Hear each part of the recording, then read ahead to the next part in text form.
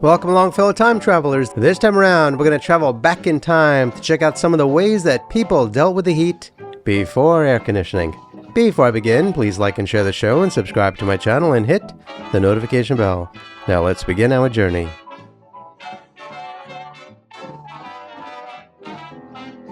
How well do you deal with the heat? Many years ago, I embarked upon a journey to explore the ancient pyramids of the Yucatan Peninsula. Marvels of human ingenuity rising from the dense jungle. Like countless others, I stood in awe, pondering how civilizations like the Maya constructed these monumental structures without modern tools or technology. The precision of their stonework, the scale of their ambition, it's enough to leave anyone speechless. But while most of my fellow visitors fixated on the engineering feats, the architectural brilliance, and the astronomical alignments, my mind was consumed by a different question entirely. How in the world did these people function, let alone build anything, in the oppressive, soul-crushing heat of the Yucatan? I'll never forget stepping out of the air-conditioned bus at Chichen Itza, the sun slamming into me like a physical force. The air was thick, humid, almost suffocating, with temperatures easily pushing past 90 degrees Fahrenheit and feeling closer to 120 with the humidity.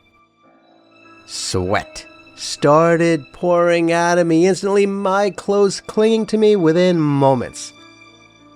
I could barely focus on the guide's words because my brain was screaming, how is anyone supposed to survive this, let alone haul massive blocks up a pyramid? Look, I'm no stranger to warm climates, don't you know? But this was next level, you see, a kind of heat that makes you question your life choices. I don't know about you, but if I was around back then, I would have collapsed after a minute of manual labor in those conditions. Call me a wuss, I don't care, but ain't nobody got time for that. There's no way anybody listening to this right now could have survived dragging those stones up those pyramids. No freaking way. I think we've all been spoiled by air conditioning. I don't know. Let me know your thoughts in the comments below. But you see, to escape a life in that heat, I would have volunteered to be sacrificed like a virgin being thrown into a volcano. But hey, that's just me.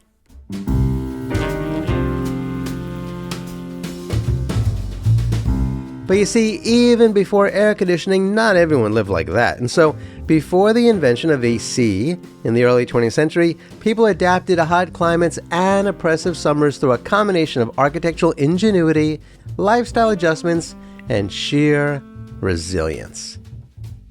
Life without air conditioning was shaped by the need to stay cool in environments where temperatures could soar, especially in regions with intense heat and humidity. One of the most significant ways people managed to heat was through the design of their homes and buildings. In hot regions like the Middle East, North Africa, and South Asia, homes often featured thick walls made of materials like adobe, mud, or stone, which provided insulation by absorbing heat during the day and releasing it slowly at night. High ceilings allowed hot air to rise, keeping living spaces cooler. Courtyards were common, creating shaded, open-air spaces where breezes could circulate.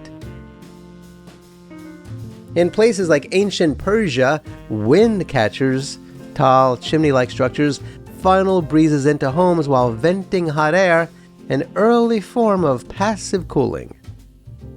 In Mediterranean climates, homes were built with small windows to limit direct sunlight, often fitted with shutters or awnings to block heat. Verandas, porches, and overhangs provided shaded outdoor spaces for daily activities. In colonial America, plantation houses often included wide porches and large, operable windows to encourage cross-ventilation. And that would be inside and out, so let's not forget about those awesome transom windows. The dog trot house, common in the American South, featured a central breezeway separating two sections of the home, allowing air to flow through and cool the interior. Urban environments posed greater challenges as closely packed buildings trapped heat. However, in 19th century New York, tenements had air shafts or courtyards to improve airflow, though these were less effective in densely populated areas. Wealthier households might use decorative screens or heavy curtains to block sunlight while maintaining ventilation. In tropical regions, homes were often elevated on stilts to catch breezes and avoid ground-level heat.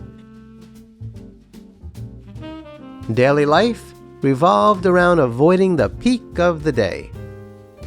In many cultures, particularly in Mediterranean, Latin American, and Middle Eastern societies, the siesta, or midday rest, became a cornerstone of life. People rose early to work in the cooler morning hours, then retreated indoors or to shaded areas during the hottest part of the day, resuming activities in the evening. This rhythm shaped social and economic life, with markets and businesses often closing midday. Clothing was another critical adaptation. Lightweight, loose-fitting garments made of breathable fabrics like cotton or linen were common in hot climates.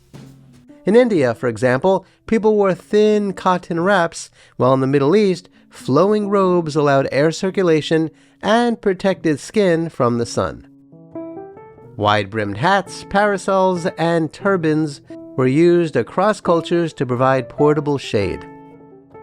In contrast, urban workers in industrial-era Europe or United States often had less practical clothing due to social norms or work demands, making heat more oppressive for the working class. Food and drink also played a role. People consumed lighter meals in hot weather, favoring fruits, vegetables, and cold soups like gazpacho. Hydration was critical, with water, herbal teas, or fermented drinks providing refreshment. In wealthier households, ice, harvested in winter and stored in insulated ice houses, was a luxury used to cool drinks or even chill rooms, though it was expensive and rare. Communal strategies helped people cope with heat. In cities, public fountains and bathhouses offered relief, while parks and tree-lined streets provided shaded gathering spots. In rural areas, people sought out rivers, lakes, or springs for cooling dips. Social life often shifted to the evening, with families and neighbors gathering outdoors to eat, socialize, or sleep under the stars.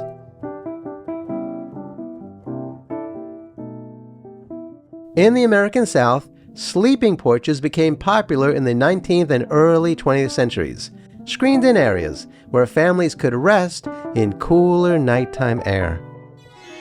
Cultural attitudes toward heat varied. In some societies, enduring heat was a mark of resilience or even spiritual discipline. I don't have that kind of discipline.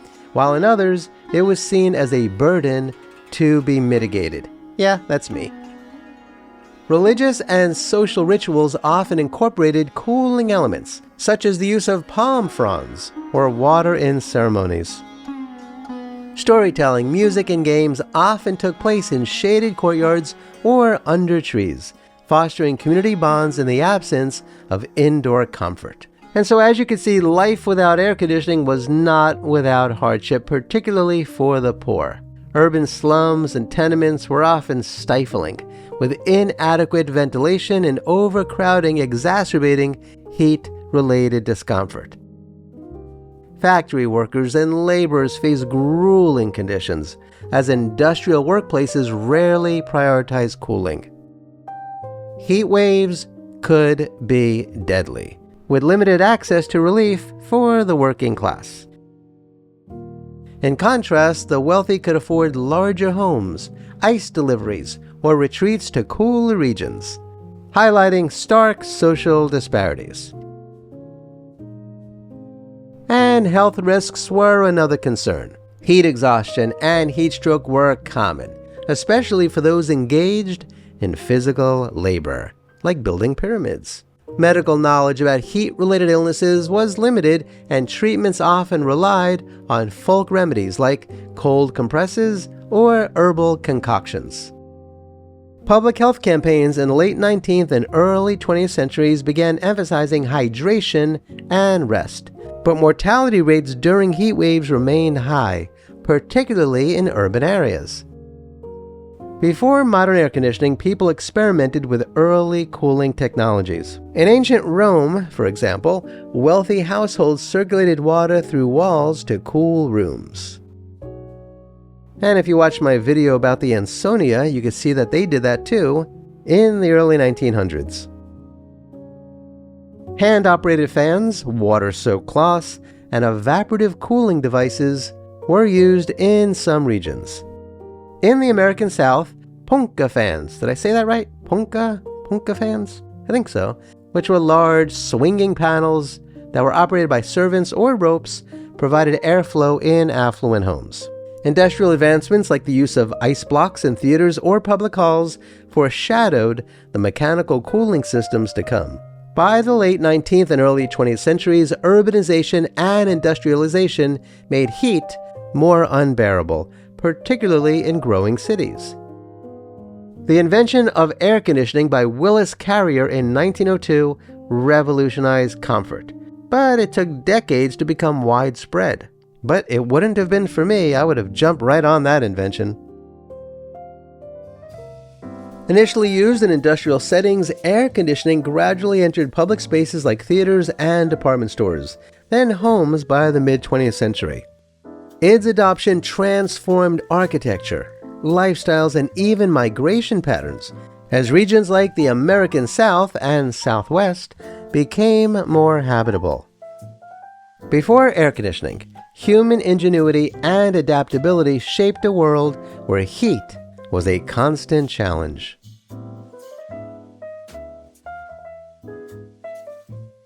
But through clever architecture, flexible schedules, and communal practices, people found ways to endure and even thrive in hot climates.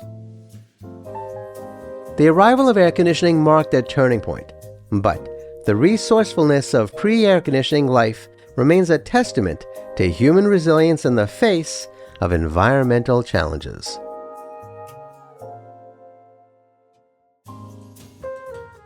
So, what do you think of life before air conditioning? Do you think you could have survived it? Yeah, I know, some of you have grown up without air conditioning. I don't know how you did it. I really don't. I had a Jeep once that didn't have air conditioning in it. I didn't get the AC option because it was more money. I was like 20 or 21. And then I'm like, what the heck was I thinking? What, am I crazy? And at that point, there was no way to add it. So I got rid of that Jeep pretty quick. And when I was also about 22 or 23, I was living in New York City. And New York City can have some horrible heat waves, and there was nothing I could do except lay in bed naked, covered with ice. Just kidding.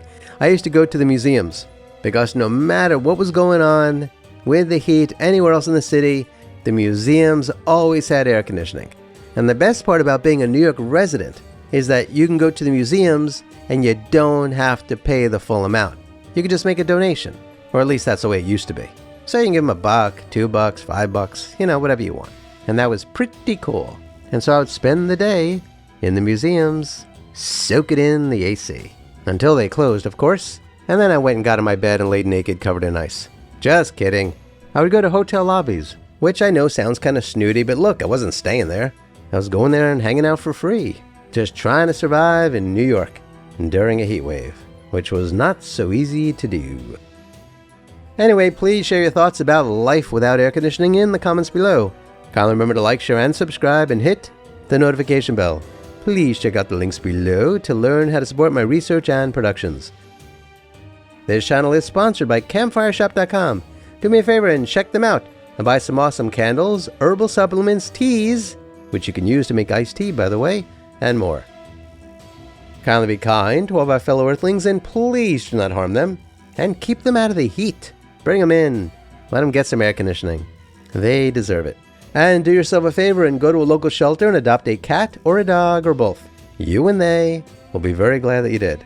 Until next time, especially if you're out in the heat, I wish you safe travels on all your journeys.